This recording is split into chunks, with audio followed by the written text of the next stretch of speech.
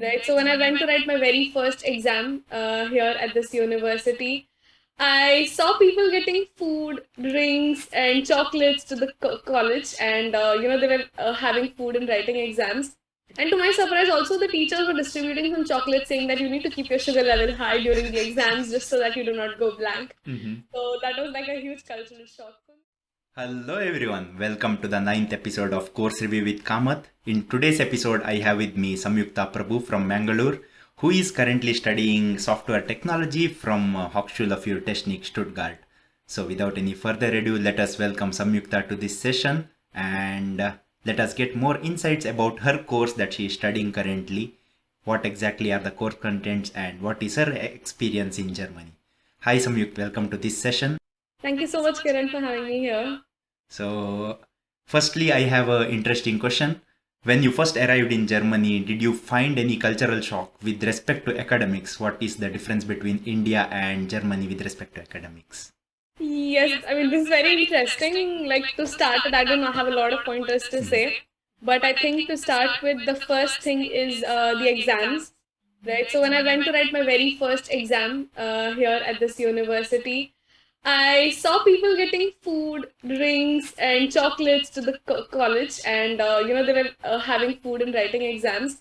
And to my surprise, also the teachers were distributing some chocolates, saying that you need to keep your sugar level high during the exams, just so that you do not go blank. So that was like a huge cultural shock for me. Apart from that, in terms of studies as well, I mean, when the classes were happening, some of the classes, took place in the garden, and it was something like a picnic class where people got food and picnic blankets and benches and so on, and we had class over there.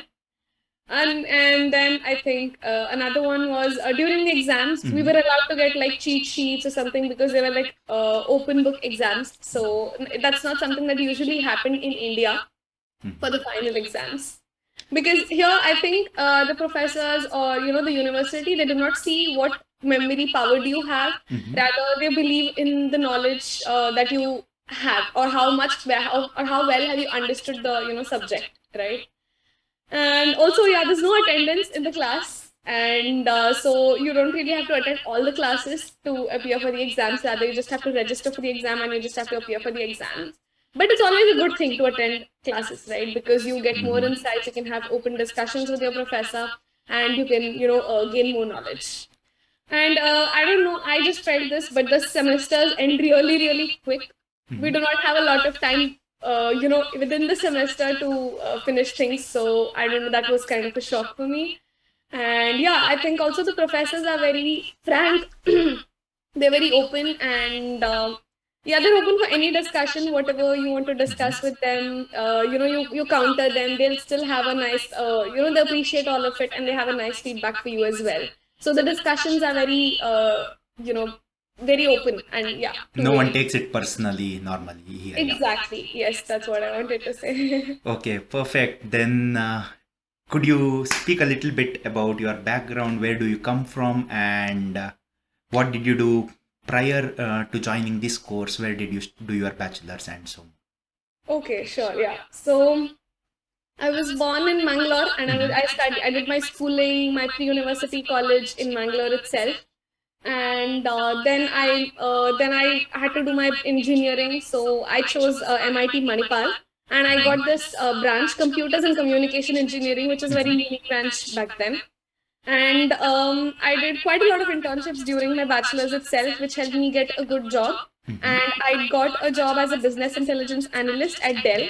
So I worked there for like a year and 9 months, and then I felt, that okay, my interest lied in the software part of computer science, wherein I'd like to develop something, or maybe something related to coding, right? So that's when I thought I need to equip myself with the knowledge for software engineering or software technology, and that's when I started planning for masters. And yeah, then I came here to Germany for my masters, and yeah, today I'm doing my masters here at Hochschule für Technik Stuttgart. I'm currently in my third semester and the final semester of my masters, where I'm doing my thesis at SAP. Prior to working as a thesis student at SAP, I was also working there as a working student in the CBC team as a software engineer. Prior to joining this course or applying to this course, did you apply for any other universities, look for some other universities in Germany or other countries, or how did you arrive exactly to this university? Okay. So when I was planning for my masters, when I knew I had to do masters, right, I did aim for Oxford University in London through Rhodes Scholarship. I know, so that, and I think very few from India get that Rhodes Scholarship, but I was not one among them to get selected that year. So then my focus shift to Germany, because in Germany you do not have a university fees as such, or maybe the tuition fees is extremely low. So that is why I decided to choose Germany. Moreover, when I was working at Dell, I had a manager from Europe, and the kind of work culture that he had, that he experienced, he used to share that experience with me. And I absolutely loved it, which is why I decided that I am going to Europe. And within Europe, if yes, then Germany, because like I said, the tuition fees, right? So yeah, once I decided it was Germany, then I shortlisted all the colleges that had good courses, right? Rather than going for the good university or the top universities or something, I shortlisted the courses because I believe the courses matter more than the universities or the ranks that they have. So so I created an Excel sheet. I wrote all the college names and I wrote all the courses that it had. When does it start? When is the intake and all of those. And then finally, I shortlisted quite a few colleges, like I think hardly 2 or 3 colleges, because I believe that I was pretty early, applying pretty early. So, anyways, if I did not make it through that year, maybe the next year I had even more chances. Yeah. Right. So I shortlisted 2 to 3 favorite courses of mine. I did not want something like embedded systems or communication to be much involved in my course. So I wanted something in the pure software engineering or technology side, which is when I came across this university and I decided to apply for this university. This university was on the top of my list or priorities that I had. And there were 2 other universities as well that I planned to apply for. One was Fulda University of Applied Sciences and the other one was Schmalkalden University of Applied Sciences, where again it was a software development course there. So, but then when I spoke to seniors, I got a very promising response from this very university. And I asked them about how the course and everything was, which made me completely inclined towards this very university. And I wanted this university very badly, I can say. So, yeah, that's why I applied for this university. And when I got an admit, I was on cloud 9. So that means the university which you wanted, you got the exact right one and it was a perfect fit. Yes, exactly. That's really great to hear. Coming to the next question. So, how exactly does your course look like? What are its content? Could you speak in detail about the course contents and... Sure. Okay. So, I joined in the winter semester. So, I think I'll start with the subjects from the winter semester. The first subject that we had was middleware technology. It was all about this DevOps, like for example, Dockers, Kubernetes, and so on. So that was a subject which I believe is very useful when you move towards a software development role, because it's very important to know all those concepts, and that is how that subject helped me. And the professor that we had was also from Novotech, and he taught it in the most practical way possible, wherein a 3-hour class was divided into 2 sections. The first section being, the theoretical class, or where he explains the concepts, and the next 1.5 hours being a practical session where he used to give certain materials and ask us to do some live hands-on coding sessions. So that is about middleware technology. Then we had something called a software project. So the whole class was divided into 2 groups, and each group was given one project. So we had to assume that we are in a company and we are working in a team, and we had to use, say, agile methodology or so on to complete the software project in a span of 4 months. So we had a company coming to our university and giving us a project. We had to work on a live use case and work as if we are a team in a corporate world. So that experience was extremely amazing because we get the experience of how we need to behave in a corporate. What are the do's? What are the don'ts? How to work on a project, like in terms of technical aspects as well, and so on. So that was really good. So it's like a real life simulation. Then. Yes, exactly. Then next we had the software verification and validation. So this subject talks about is like what is a good software? How do you build it right, or how do you work towards it? How do you test it? How do you implement it, and so on. And this subject also involved certain mathematical aspects, like maybe basic statistics, probability, and a little bit of math, which was very interesting for me because I'm a math lover. And I loved the subject, the maths, because the concepts also were interesting and they blending with mathematics was top notch. Then we had this thing called system design, wherein, when you build a software product, right, you need to design as to how your system has to be built, right? So it has a lot of concepts like what are the messaging mechanisms that we have. And, like for example, we learned some leading technologies like Apache Kafka and so on. So yeah, it involved a lot of very important concepts. And it also taught, and that was mostly Java based. So we also learned about, UML design concepts and basically how does a system work and how do we design it, right? So all those concepts were learned. It was a blend of, again, practical and theoretical aspects. Then we have two elective module options. One is business intelligence and one is business process technology. I had the option to choose either of them. So I went towards business process technology because I was always curious to know how does a business operate, how does, the processes, how do the processes in a business environment take place and so on. And it was very, very interesting, I must say. And I absolutely loved my decision of choosing that subject. Also, there are a lot of assignments in between which involve like, case studies on the process technologies that, different companies use, or maybe what the hospitals use and so on. So it was very interesting and I got a lot of insights in that subject. So that was about my winter semester. I will talk about the intercultural training part 2 a bit later, so that we can I can club intercultural training part 1 and part 2 together and speak about it. So basically, if someone opts for this course, then either you can start in winter semester or summer semester. Is that right? Yes, that's correct. Yes. So if you start from the summer semester, then you'll have the first column for you in the summer semester as your first semester. Yeah, and then you'll have winter semester as the second semester. But if you start in the winter semester, then you'll have the winter semester first and the summer semester. Right. So next, coming to the summer semester subject, this was another interesting semester that I had. So concepts of programming languages, this subject is all about the old programming languages that we have and also the new, what are their strengths, weaknesses, when do we use them, why do we use them, and so on. So we basically understand the concept of how a programming language works or what are the functionalities it provides. So in this subject, we had to write a paper or an article for any one programming language that was of our choice. And that was very interesting because that was the first time where I also wrote a paper, I can say proudly. I was never into research back then, but this time I did a lot of research, and after a lot of reviews, write-ups and everything, I came up with an article or a paper, I can say. Then we have this databases too. I think that is one of the most important subjects of the entire masters, along with middleware technology and system design. Reason being, databases is like in software development, right? We have front end and we have back end. Back end is nothing but database, right?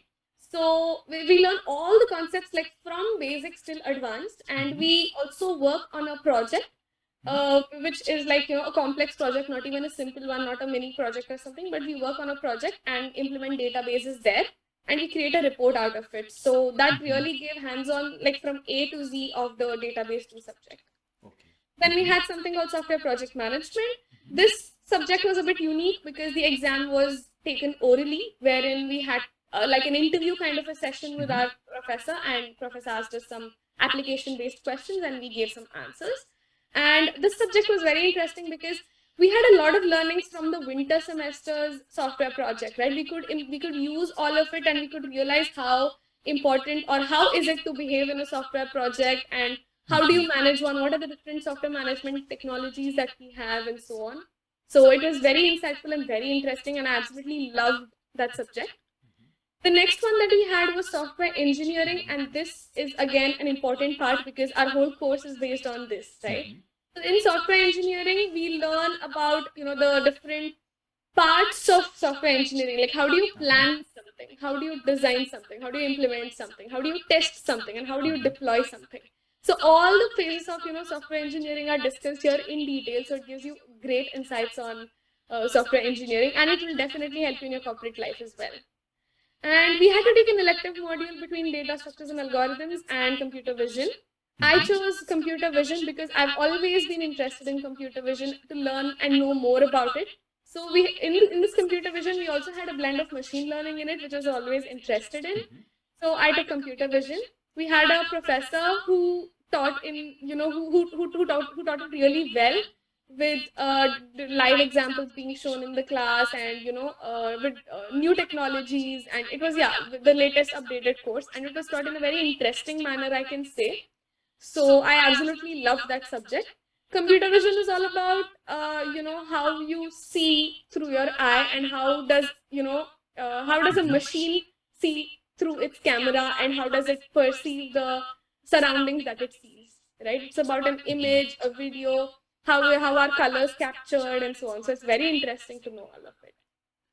That's great to hear. I think you covered each of the subject in very detailed manner. Coming to the next question, then I see here that you also have intercultural training as two parts in winter and summer semester. And this is something interesting for me as well because I never had heard something about this in any of the courses till now. So could you please explain a little bit about this subject in detail? Sure. So in my class comprises of a lot of people from different countries, I can Mm-hmm. say. So they have diverse cultures, traditions, and everything.